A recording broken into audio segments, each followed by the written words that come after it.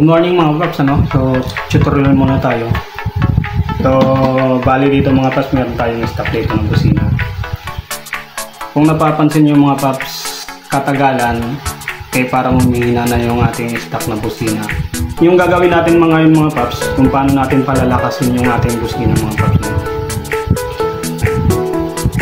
Tulad nito mga paps, subukan natin.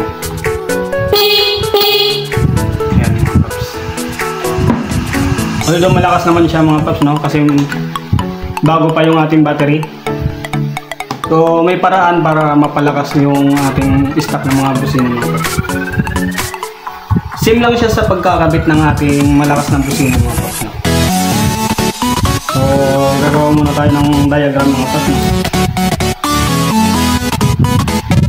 Bali ito yung battery, yung stock na battery natin mga paps. Saka ito yung ating stock na busina.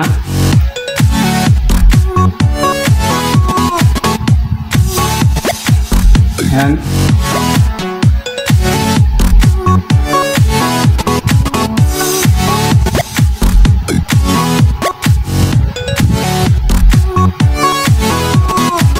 Positive. Sila ito mga paps. Nagkakaroon siya ng supply pag nagsusi ka ng ating motor mga paps. So, yan yung stock wiring ng ating busina mga paps. Bago pindutin ng ating switch mga paps, tutunog yung ating stock na busina. Yan. So paano nga ba palakasin mga paps yung ating stock na busina?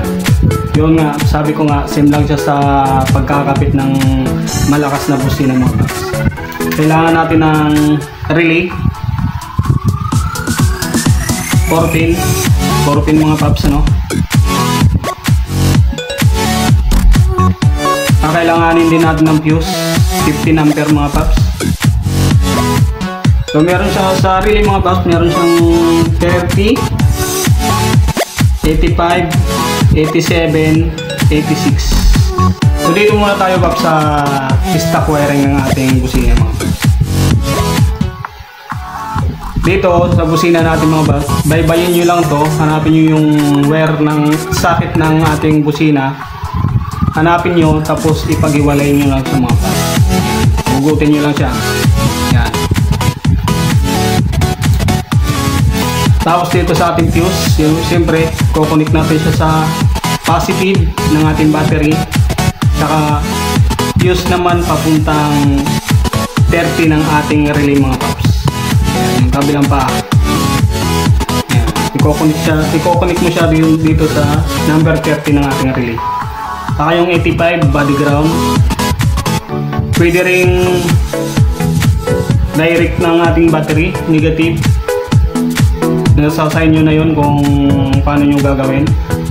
Kasi pwede naman siyang body ground, pwede rin naman siyang mag-direct ng ating negative ng ating battery. So sunod mga paps, yung number 87, papunta naman siya dito sa pinag-iwalay natin mga paps, ano? Papunta siya sa stock na busina mga paps. Saka itong isa mga paps, itong kaputol ng ating wire, ng ating wire ng stock natin ng busina mga paps, papunta naman siya sa number 86 ng ating relay mga paps. So yun mga paps, ganun lang kadali mga paps, no? Bakit nga ba lumalakas mga paps? Kasi nga itong ating busina dumaan na siya sa relay mga paps. Ayun mga paps.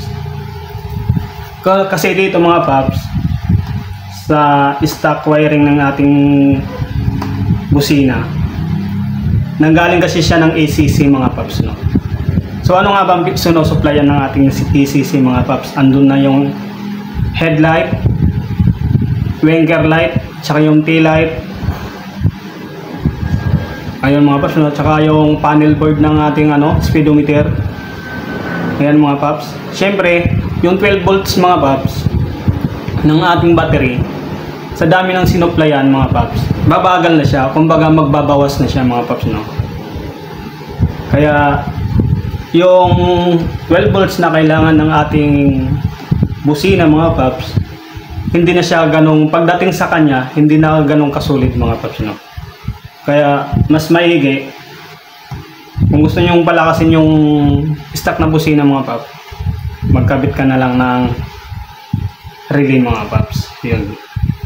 Although sabihin natin yung stock na headlight natin mga paps, kasi hindi naman siya naka battery operated mga paps, no?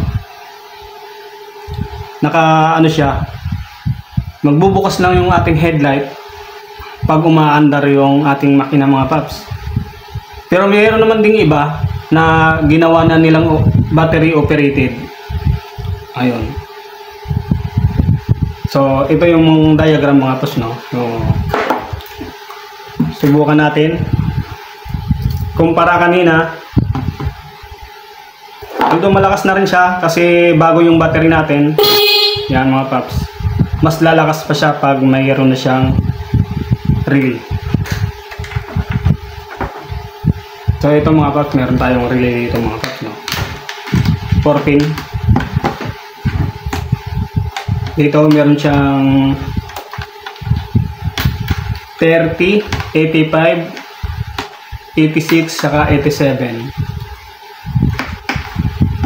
Itong 87 mga paps, papunta siya sa ating busina mga paps. Ito, kukonek lang natin siya dito.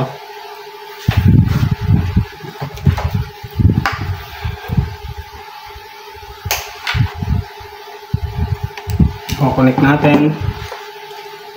87 papuntang stock na busina mga paps. Ayan. 85 body ground or papuntang negative ng ating battery. Yung kukonek natin siya sa negative mga paps.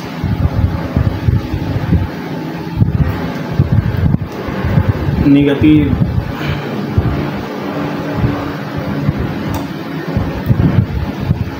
Tapos 30 mga paps papuntang fuse mga paps, papunta siya ng fuse. Importante mga paps, kung maglalagay kayo ng relay papuntang busina mga paps, huwag niyong kakalimutan maglagay ng fuse. 15 ampere. Ayan mga paps.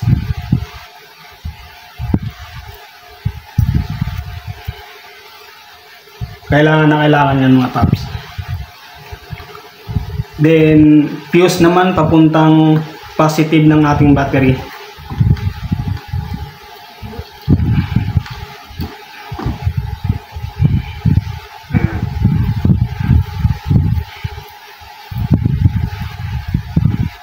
Ito yung battery natin mga paps, ha.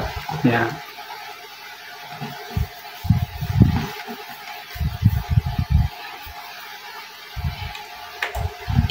Then yung switch natin mga paps, ACC line mga paps.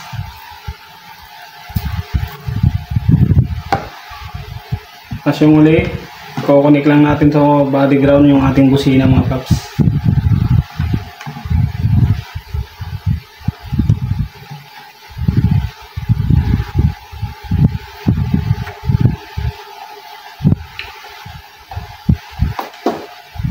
Ito mga paps, ha. Yung kaputol ng ating wire mga paps, papunta siya ng 86 ng ating relay.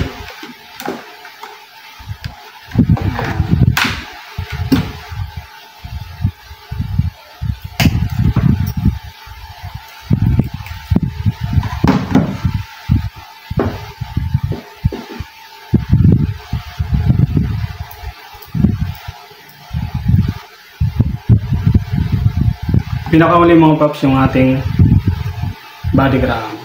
Ito, body ground ng ating stock na busina. So dito lang muna natin siya ikakabit. So yun mga paps, okay na. Nakakabit na natin, ano. Ayan.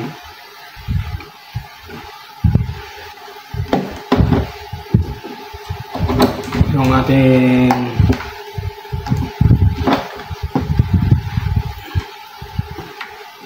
switch. So yan mga paps, nakakapit na natin. Ha? Subukan natin mga paps. Ayan mga paps. Mas lumakas siya mga paps. Ayan. Mas lumakas siya mga paps.